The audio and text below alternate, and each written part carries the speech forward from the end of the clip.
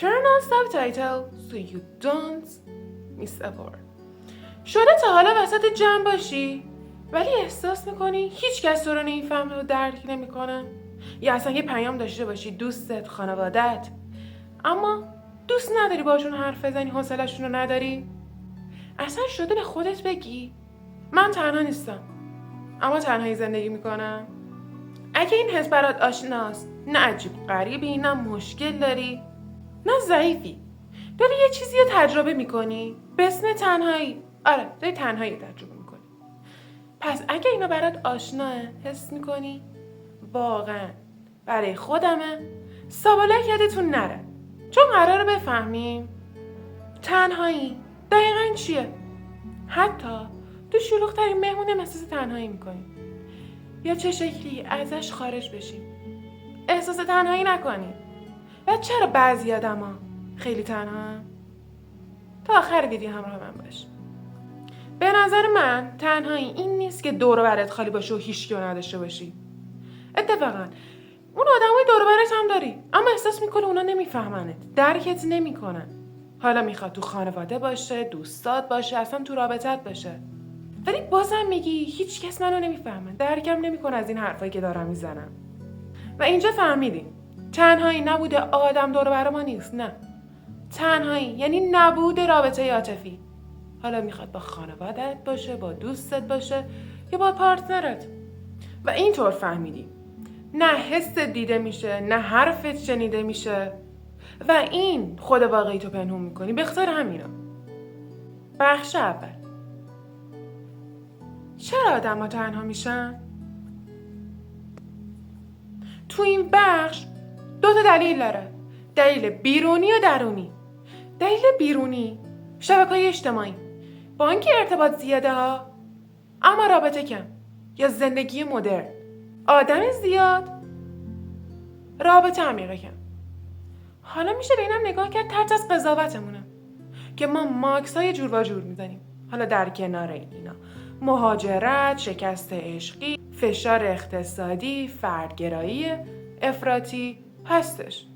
دلایل درونی عزت نفس پایین، تراما، عادت به سرزنش خودمون، احساسمون رو قورت بدیم، ترس از طرد شدن، و این که احساس متفاوت بودن میکنی که اینا مغز ما میگه ازش دور شو، چون آسیب نمیبینی. اما مغز نتیجهش رو نمیبینه، فقط میگه دور شو. خب تو دور میشی تنها ترم میشی. بخش دوم، انواع تنهایی. ما تو این بخش 5 نوع تنهایی داریم. اولین تنهاییش تنهایی اجتماعیه، یا دوست کم داری یا رابطه سطحی. دومی تنهایی عاطفیه، آدم هستا زیادم حتی دورو برد، اما که حال تو رو بفهمه و درکت کنه نه، نیستش. سومیش تنهایی تو رابطه هست، با اینکه تو رابطه هستی، با یکی هستی، صحبت میکنی، ولی بازم حس میکنی تنهایی. 4 تنهایی وجودیه. شده تا حالا به خودتون بگی من کیم؟ چرا اینجام؟ جایگاه من بالاتره اصلا؟ چرا من تو این کشورم؟ یا چرا تو این خانواده‌ام؟ دقیقاً به همین مورد صدق میکنه. آخریشم تنهایی انتخابیه. عمدن دوری میکنی ها، بهتون که از خودت محافظت کنی، آسیب نبینی. بخش 3، مغز ما تو تنهایی چیکار میکنه؟ تنهایی فقط احساس نیستا، نه، فیزیکی هم هستش. مغز وقتی تنهاست حالت خطر میگیره، انگار تو خطره. کورتیزول میره بالا، تمرکز کم میشه، از این ور حساسیت به رد شدنم بالا میره، در کنارش استرس به طرز فوق‌العاده‌ای میره بالا. به خاطر همینه تنهایی طولانی باعث افسردگی، بیخوابی، استرس، اضطراب و در کنار اینا بی‌انگیزگی یا ضعیف شدن سیستم دفاعی هم میشه. پس مغز فکر میکنه من از گله جدا شدم، الان تو خطرم. بخش 4، چرا بعضی آدما تنها میشن؟ آدمایی که زیاد احساس تنهایی میکنن آدمای حساسی، درونگرن، زود وابسته میشن، زودم زخمی میشن. و این آدما زیادم فکر میکنن یا بعضی آدما کودکی سردی داشتن، اصلا بهشون اهمیت داده نشده. و این آدما خیلی دوست دارن رابطه عمیقی داشته باشن، نه حرفای سطحی و دوست داشتن دروغی. حالا نه چون عمیقن، نه چون زودتر آسیب میبینن، بخاطر همین از خودشون محافظت میکنن از تنهاییشون. بخش 5. نشونه های تنهایی پنهون. نشونه های تنهایی پنهون این که زیاد تو گوشی، یا پرخوری یا کم خوابی. خوابت هم که معلوم نیست، یا زیاد میخوابی یا کم میخوابی.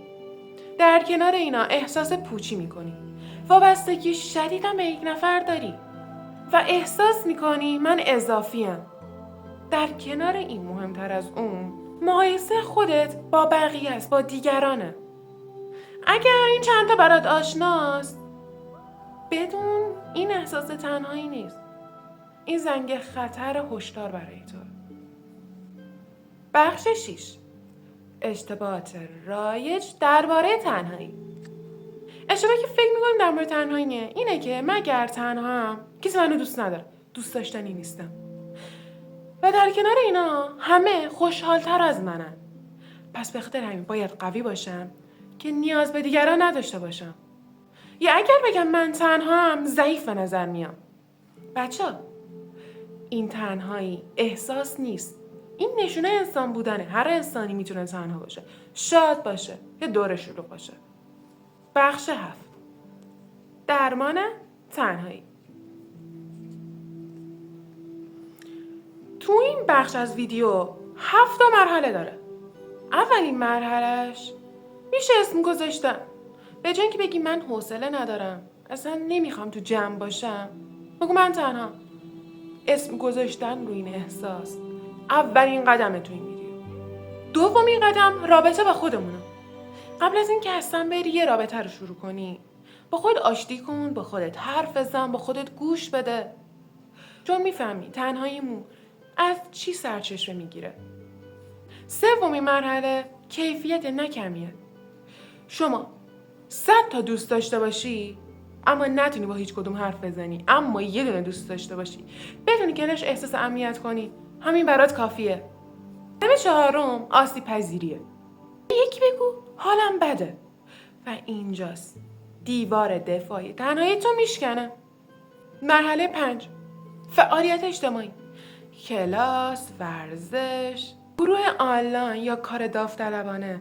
برای اینکه دوست پیدا کنی نیستا، برای اینکه دیده بشی، برای اینکه استرس نداشته باشی.